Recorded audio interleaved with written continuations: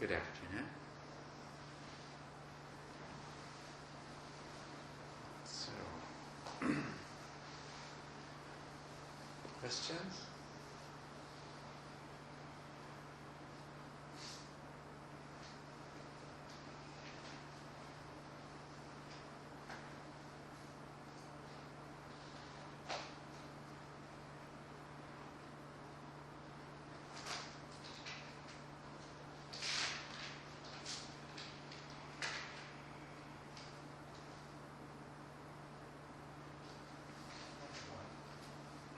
Yes.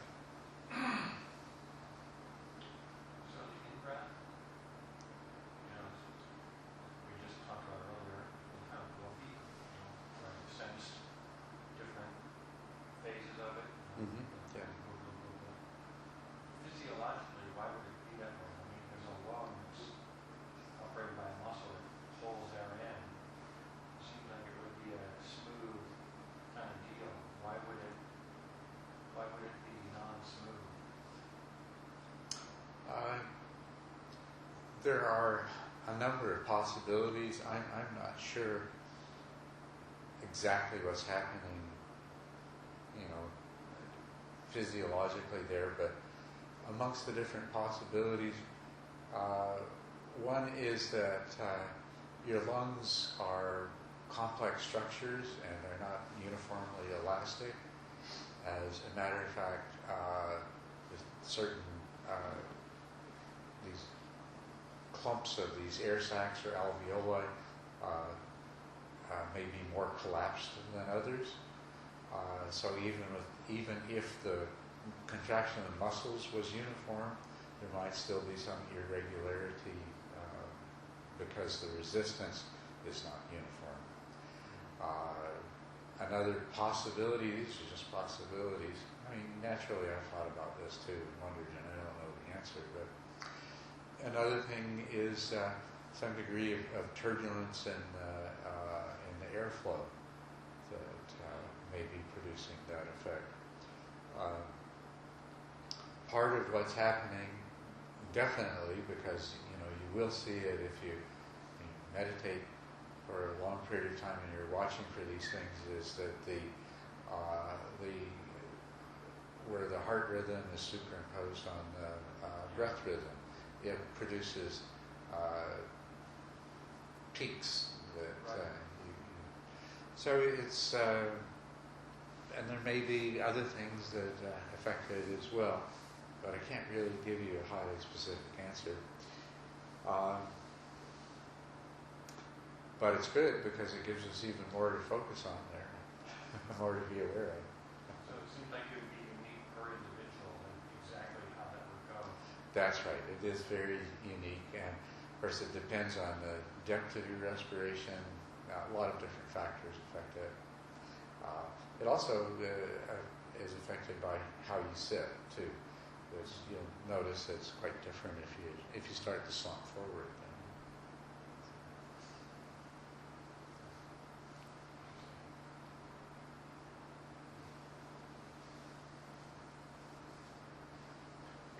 In my experience is that I will sense some sort of a vibration or focus in the breath in the beginning. And I read somewhere that these four elements,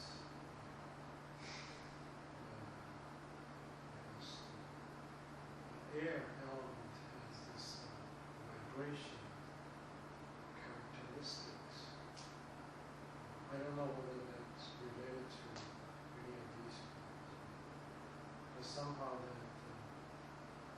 when my mind calm enough, I will be able to sense some sort of vibration, my body vibration, and I believe that it's some sort of air or energy flow throughout my body.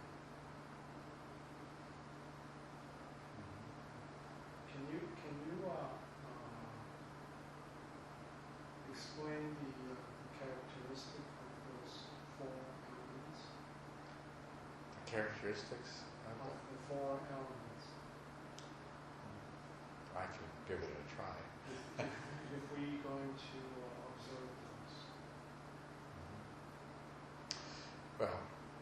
they are, the question is, can I explain the characteristics of the four elements? And the four elements are earth, water, fire, and air. And so we take this to mean that the earth element is the element of solidity, and the water element is the element of fluidity. The fire element is the element of heat, so of course it also includes coolness. The air element is taken to represent movement, any kind of movement. But the idea is that these four elements are irreducible components of what is material and what is matter, physical phenomena. So the idea is that you can take any physical phenomenon and reduce it to these four elements and describe it as being a combination of these. But at the same time, these four are not further reducible to anything else, which is why they're called elements. Now, if we look at physical phenomena, we immediately become aware that there are more properties than just the four that we mentioned. So what we do is we carry out our process of reduction and see that extension, not only solidity but extension, is the property of the earth element. As physical phenomena take place in space, in different locations in space, and so extension is a very important aspect. And how is this connected with solidity? Well, essentially what we mean by solidity is that solidity limits the degree that one object can extend into the space of another object. So solidity and extension are properties of the earth element.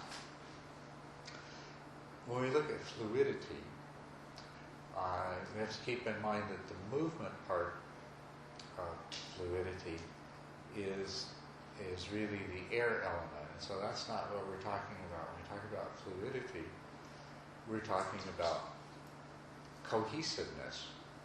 So fluidity has to do with the property of holding togetherness. And so the water element is mixed with the solidity element. For example, in clay, you have both solidity, you have solidity and extension, but you also have fluidity because a lump of clay is different than a piece of rock because of the fluidity property, the water element that is present.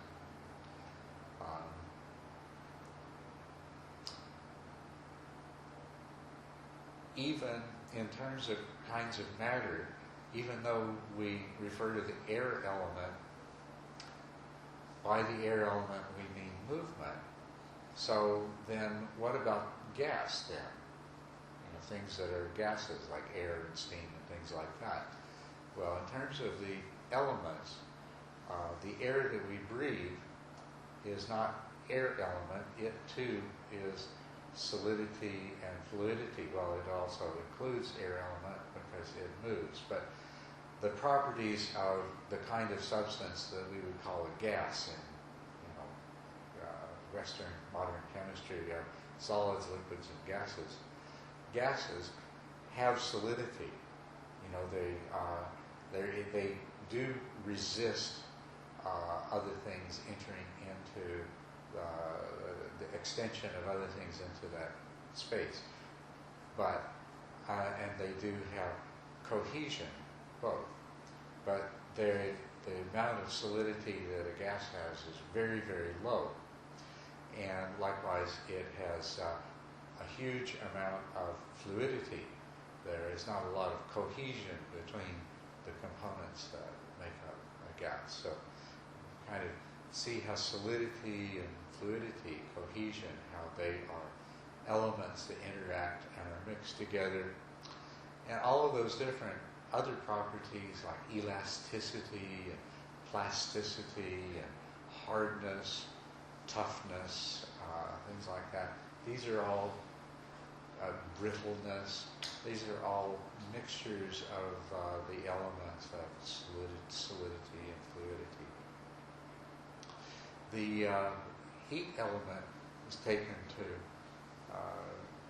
represent the properties of matter that we would call kinetic. Well, I don't want to get into talking about physics and chemistry, but heat and actually light and even radio waves would be, these would be manifestations of the fire element. So all those kinds of energy that transform from one state to another and pass from one object to another, and that give things particular properties that are related to the kind of energy they contain. That is the fire element. The air element is movement, but when we look at this more closely, it is really about change.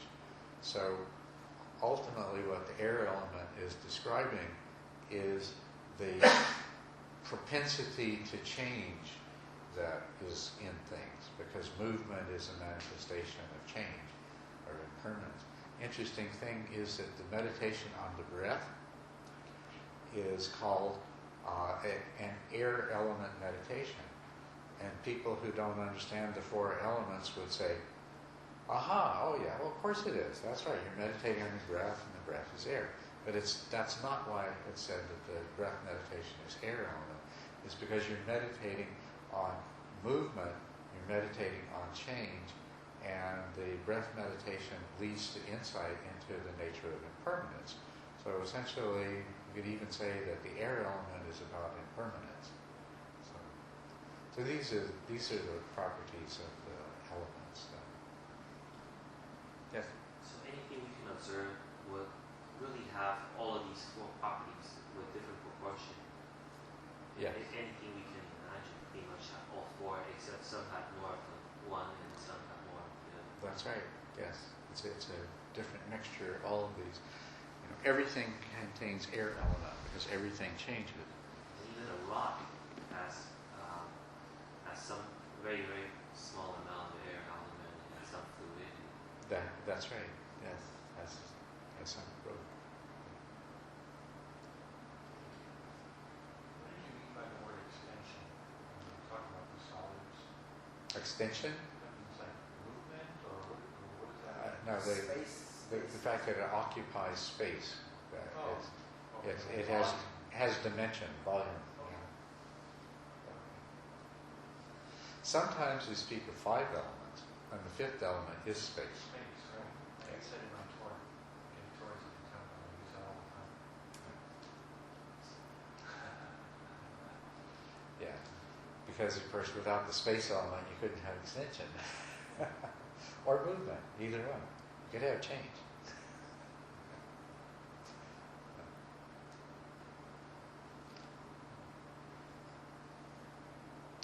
No other questions? Well, let's sit together for 15 minutes.